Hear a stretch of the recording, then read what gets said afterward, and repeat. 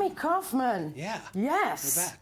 We're back. With the headlines we've missed, we've skipped, and what we need to know. Some headlines, some op-eds, and some interesting reports. I want to talk about Rahm Emanuel. The man, a very interesting guy for me. I mean, he was... Incredibly so. He I used think to be Tom is chief interested, too.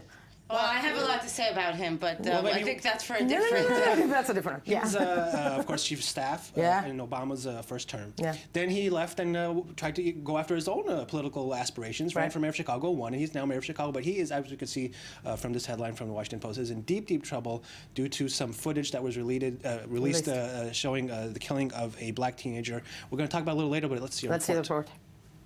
Chicago Mayor Rahm Emanuel's apology. And I'm sorry. Falling on deaf ears. Hundreds of protesters now demanding he resign. Who gotta go? Who gotta go? Overnight, frustrated demonstrators taking to the streets. We are calling for the resignation of Mayor Rahm Emanuel.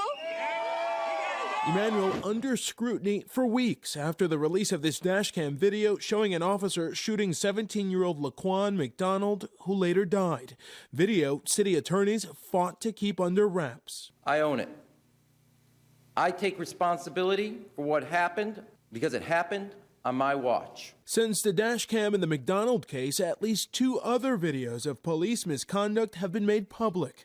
The normally combative mayor choking back emotion as he described a question a young man who has had run-ins with the law asked him.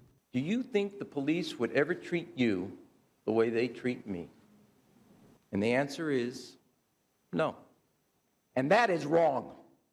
And that has to change in this city. But the emotion, for some, not enough. The political theater surrounded around today is so disingenuous. Protesters vowing to keep the pressure on. Wow. Amazing stuff. No, amazing, because I love that we all have the same thing of, are you buying this? It looks like an emotional moment. It might be an emotional moment. And the protesters themselves aren't buying it. They're saying it's crocodile tears. And Let's maybe look at what... it's a bit too late. Exactly. Yeah. Oh, very good. Because Amber Phillips, the woman who wrote this Washington Post op-ed, says that we can bring one of the quotes up.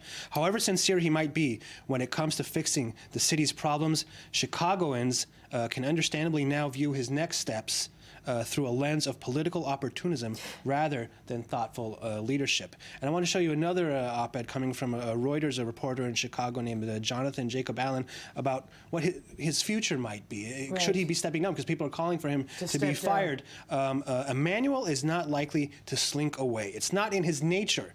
It's not in his interests. And tellingly, some of the highest profile leaders in Chicago's black community are giving him room to negotiate. Since there's no procedure for forcing Emanuel out before the 2019 election, it makes more sense to give him space to sink or swim on his own. On his own. Wow, with the tears or not. With the tears or not. I know that was me editorializing. But maybe can I just add that, like his former boss, I think that maybe one of the problems, that one of the reasons we're not buying it is that both Rahm Emanuel and Obama have this very cold and reserved approach, leadership approach. They are very non-emotional, usually, in their leadership. So this was such a rare moment. For I can Rahm understand Emanuel. why they're not buying it. We see this man who hardly shows any expressions usually, and suddenly he's almost choking and crying. It's a bit. It's the contrast is too stark. Yeah, we hear it go. Yeah, in the Middle East, where it would go, huh? Okay, I want to thank you both, even though I'm going to see you very shortly. Do stay with us. When we get back, we got these 2 fabulous people with so much more fun. Now.